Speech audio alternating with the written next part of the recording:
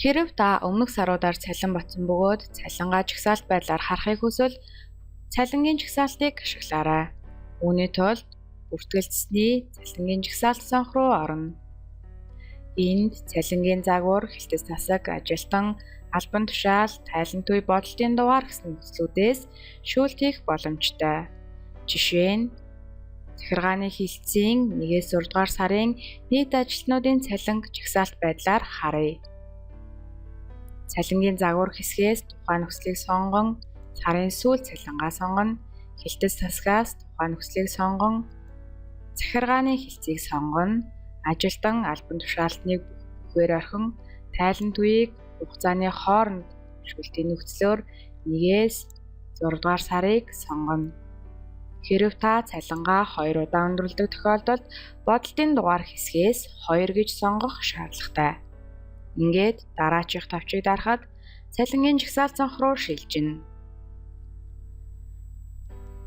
Энэ цонхон дээр улаанаар харагдаж буй мэдээлэл нь өндөрлсөн цалин илэрхийлэх ба бүдэг ягаанаар харагдаж байгаа мэдээлэл нь идэвхтэй тайлан төвийн мэдээллийг илэрхийлнэ. Цалингийн жагсаалт цонхон дээр таны хайсан үзүүлэлт байхгүй байгаа тохиолдолд та баруун дээд буланд байрлах үзүүлэлт хэсгээс үзүүлэлтээ олон цалингийн жагсаалт цонх руу чирэн оруулснаар тухайн үзүүлэлтийг ил гаргах боломжтой юм.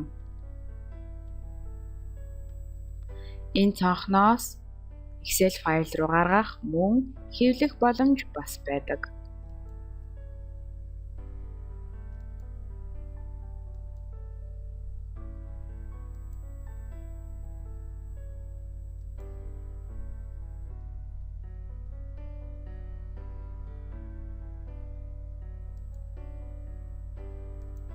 Мөн тухайн цонхон дээр ажилтнаар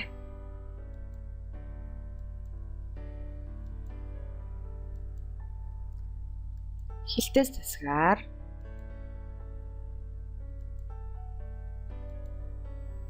тайлан төвээр